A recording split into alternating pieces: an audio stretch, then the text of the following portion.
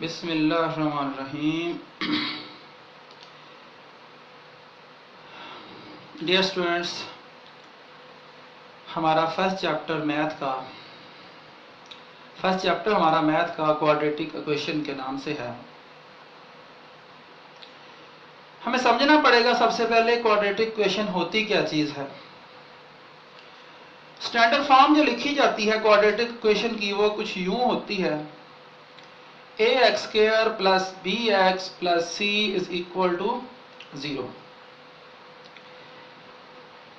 Quadratic का मतलब क्या है? हमने लीनियर इक्वेशन देखी थी पहले कि लीनियर इक्वेशन क्या चीज है। लीनियर का मतलब है कि सिंगल पावर वाली, यानी जिसमें हाईएस्ट पावर 1 हो, जिसमें वेरिएबल की सबसे बड़ी पावर 1 हो, वो हमारी लीनियर इक्वेशन होगी। लेकिन जिसमें हमारे वेरिएबल की पावर 2 हो, उसको हम क्वाड्रेटिक इक्वेशन बोलेंगे।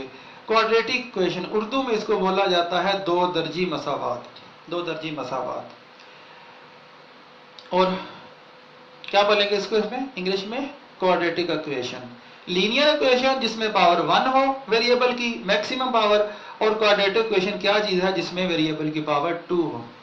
मेरे पास ये क्वाड्रेटिक इक्वेशन लिखी हुई है, इसकी स्टैंडर्ड फॉर्म है ये क्वाड्रेटिक इक्वेशन की। तो इस स्टैंडर्ड फॉर्म को अगर मैं देखूं तो इसमें मुझे क्या कुछ नजर आ रहा है।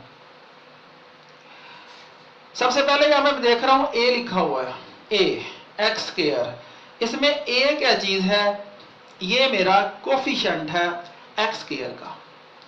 उसके बाद मैं देखता हूं कि मेरे पास a स्क्वायर है जो मेरा वेरिएबल है। उसके बाद मैं देखता हूं कि मेरे पास ये b लिखा हुआ है, कोफिशिएंट है x का। उसके बाद मेरे पास ये x लिखा हुआ है, वेरिएबल है। मेरे पास c लिखा हुआ है जो कि कांस्टेंट है। अब जरा इनके नेम लिखता हूं मैं। a है, क्या चीज है a? Coefficient of x square. a क्या चीज है? एक्स स्क्वायर का कोफिशिएंट है। उसके बाद मेरे पास x जो है वेरिएबल है पावर 2 के साथ। x क्या चीज है? Variable with power 2। उसके बाद मेरे पास b है जो कि कोफिशिएंट है x का। b is the coefficient of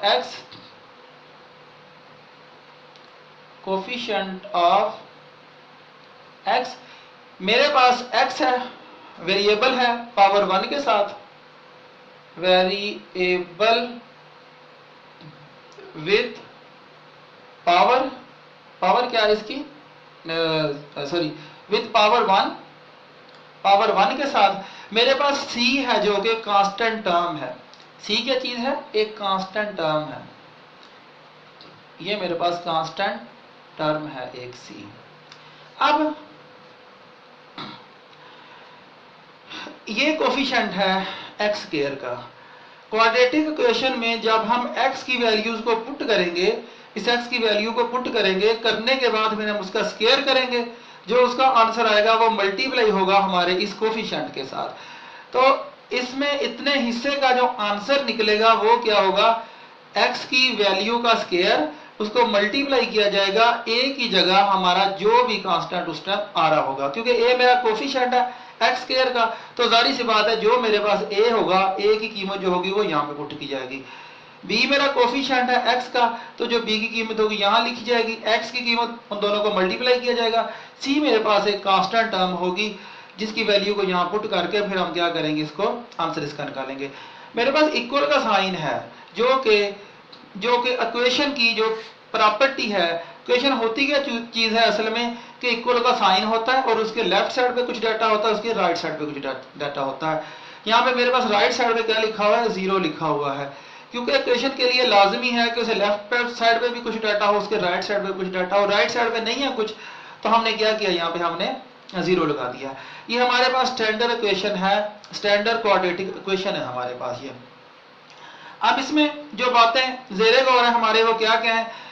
आप a को कभी भी 0 नहीं कर सकते, a की जगह कभी 0 नहीं हो सकता। अगर a की जगह 0 आ जाए, फॉर एग्जांपल यहां मैं लिखता हूं a इज इक्वल टू 0, हम a की जगह अगर हम 0 पुट कर देंगे तो ये सारे का सारा हिस्सा 0 हो जाएगा।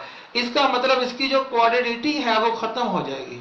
फिर ये क्वाड्रेटिक इक्वेशन नहीं रहेगी। अगर ये हिस्सा इसका खत्म हो जाता है तो आपके पास ओनली लीनियर इक्वेशन बच जाएगी। इसका ये वाला हिस्सा क्वाड्रेटिक इक्वेशन आपके पास ये नहीं बचेगी। अगर ये लीनियर बचती है तो क्वाड्रेटिक की डेफिनेशन से बाहर हो जाती है।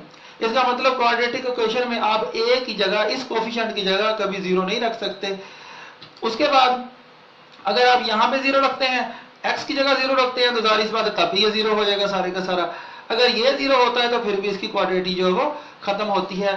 तो इसका मतलब है आप ये वाला हिस्सा तो आपको जीरो नहीं हो सकता, सेंटर वाला हिस्सा आपका जीरो हो सकता है। यानी इस जगह अगर आप बी की जगह जीरो रख दें, एक्स की जगह जीरो रख दें, ये वाला हिस्सा जीरो हो जाएगा। अगर आपका ये हिस्सा जीरो होता है तो फिर आपके पास इक्वेशन इस तरह से आ सकती है।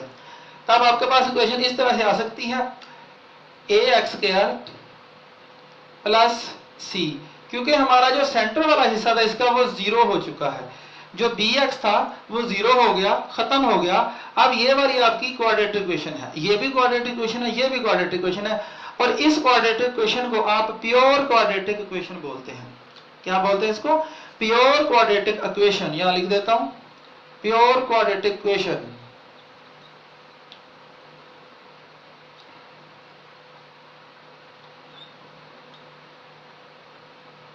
हाँ जी, प्योर क्वाड्रेटिक इक्वेशन के जिसमें आपके पास अगर आपका बी, आपका ये वाला हिस्सा अगर आपका जीरो हो जाता है, अगर आप b is equal to zero लिख देते हैं, b is equal to zero, तो आपका ये हिस्सा खत्म हो जाएगा और आपके पास फिर क्या बचेगा? प्योर क्वाड्रेटिक इक्वेशन उसको कहेंगे हम। तो ये स्टैंडर्ड क्वाड्रेटिक इक्वेशन है और ये प्योर क्वाड्रेटिक इक्वेशन।